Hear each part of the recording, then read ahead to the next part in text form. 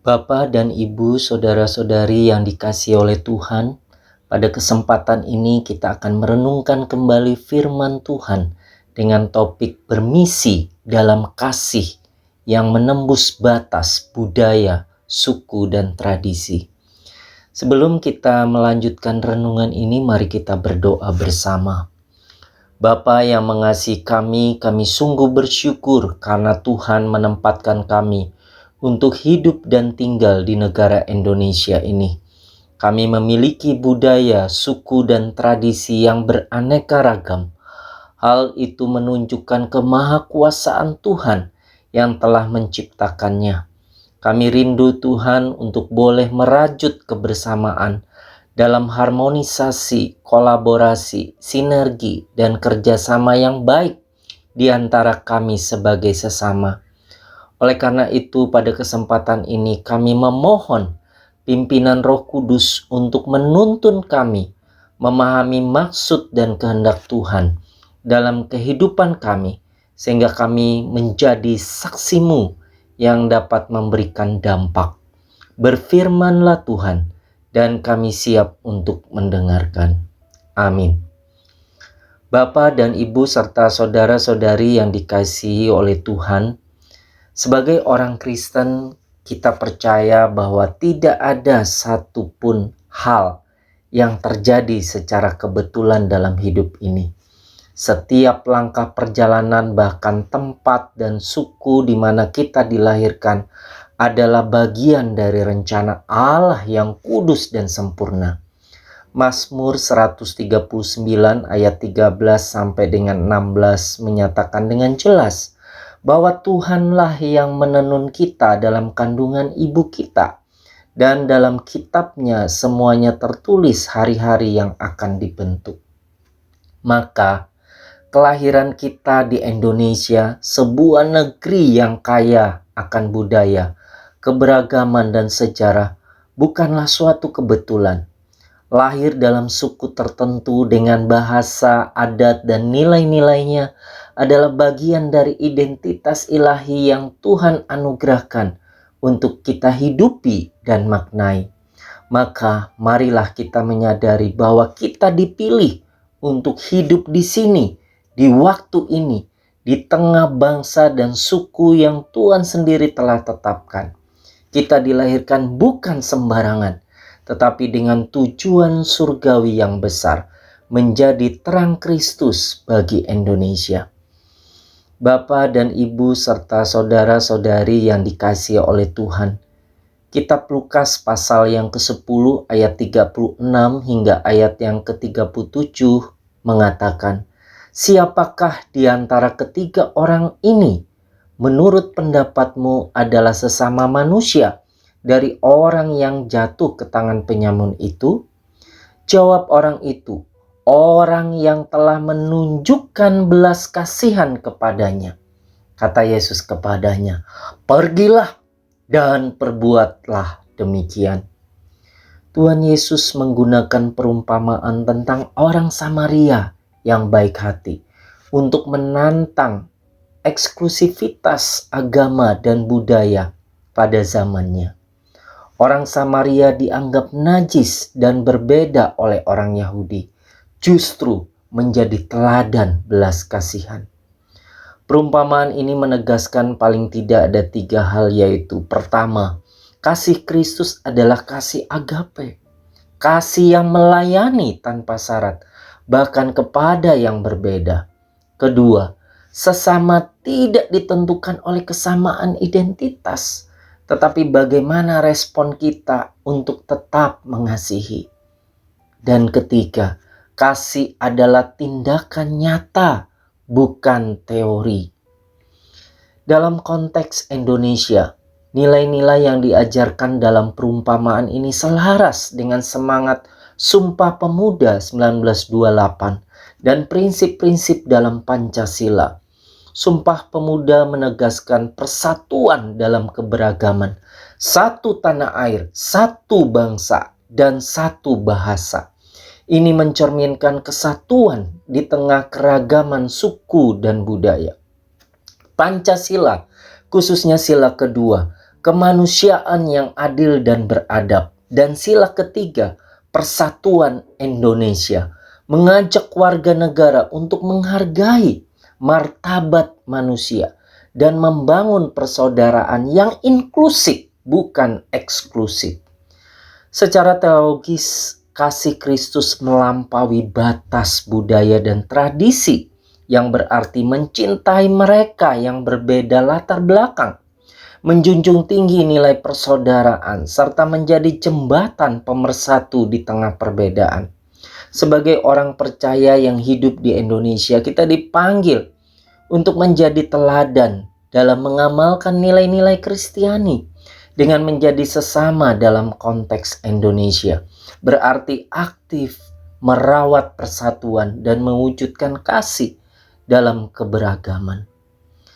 Bapak dan Ibu serta saudara-saudari yang dikasihi oleh Tuhan, kita juga belajar dari Hudson Taylor yang bertobat saat remaja.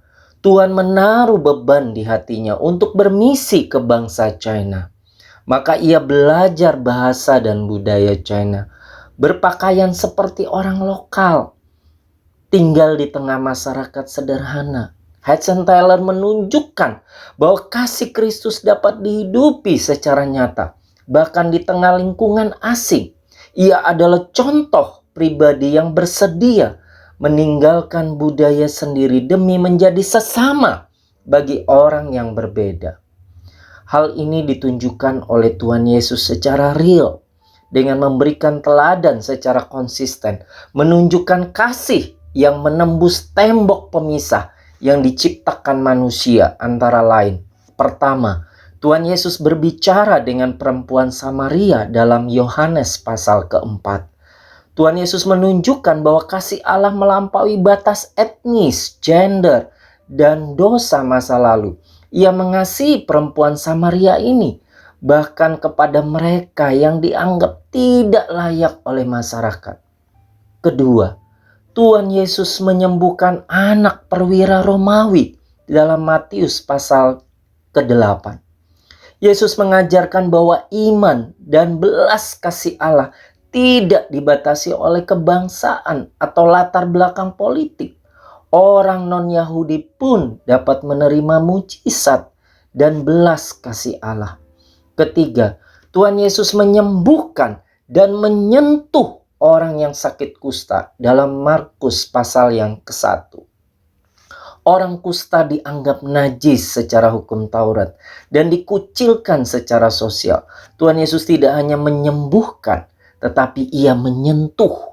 Hal ini menunjukkan kasih yang melampaui stigma moral, di mana orang yang dikucilkan menjadi disayangi.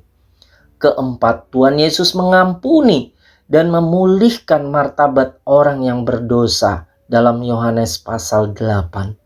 Tuhan Yesus menunjukkan bahwa kasih dan pemulihan yang melampaui batas hukum sosial dan stigma moral untuk mengampuni dan memulihkan martabat orang yang berdosa. Semua hal ini menunjukkan bahwa Tuhan Yesus tidak hanya mengajarkan tentang kasih, tetapi menjadi kasih itu sendiri. Ia meruntuhkan batas-batas sosial dan budaya demi keselamatan semua orang. Bapak dan Ibu serta saudara-saudari yang dikasihi Tuhan, pada kesempatan ini saya juga ingin sharing. Keluarga kami saat ini sedang bergumul terkait pelayanan kami untuk bermisi ke Kalimantan. Pada tahun 2022 yang lalu kami mendirikan Rumah Kehidupan sebagai bagian dari pelayanan misi kami. Hal ini erat kaitannya dengan kerinduan keluarga kami untuk dapat menjadi perpanjangan tangan Tuhan bagi masyarakat di Kalimantan Tengah, khususnya suku Dayak. Visi Rumah Kehidupan yang kami bentuk yaitu menjadi keluarga yang bersekutu pada Tuhan, melayani sesama, dan bersaksi bagi dunia. Hal utama yang kami kerjakan adalah menjadikan Rumah Kehidupan yaitu yang pertama sebagai wadah untuk saling belajar dan berbagi pengalaman tentang literasi keuangan dalam rumah tangga. Kedua, sebagai wadah belajar bersama memahami peran parenting dalam keluarga. Yang ketiga, sebagai wadah untuk saling berinteraksi dan berbagi pengalaman dalam homeschooling keluarga. Yang keempat, sebagai wadah rumah baca bagi orang tua dan anak-anak. Yang kelima, sebagai wadah kreativitas dalam membuat kerajinan tangan atau craft melalui kegiatan menyulam, merajut, origami, melukis, dan lainnya. Dan keenam, sebagai wadah untuk saling belajar bermain musik piano dan musik lainnya. Hal ini yang kami persiapkan dan mulai kami lakukan. Semoga kita bersama bisa menangkap visi Tuhan bagi keluarga kita masing-masing untuk bisa bermisi menyatakan kasih kepada sesama. Bapak dan Ibu serta saudara-saudari yang dikasihi oleh Tuhan, saya menutup renungan ini dengan firman Tuhan dalam Yohanes pasal yang ke-12 ayat yang ke-24 berbunyi demikian. Aku berkata kepadamu, sesungguhnya jikalau biji gandum tidak jatuh ke dalam tanah dan mati, ia tetap satu biji saja. Tetapi jika ia mati, ia akan menghasilkan banyak buah. Artinya, satu biji gandum yang kecil dan tampaknya tidak berarti, jika diletakkan saja, ia akan tetap satu biji selamanya. Tetapi jika ditanam di tanah dan mati, yaitu terkubur dan hancur, justru disitulah ia akan bertumbuh menjadi tanaman yang menghasilkan ratusan biji baru. Itulah gambaran kehidupan sebagai wujud kesaksian kita untuk mau dan bersedia berkorban dalam perwujudan kasih Allah kepada sesama. Pertanyaannya bagi kita adalah, maukah kita menjadi biji gandum yang ditanam dan mati bagi sesama untuk mewujudkan kasih Allah? Roh Kudus kiranya memimpin kita semua. Amin. Mari kita berdoa.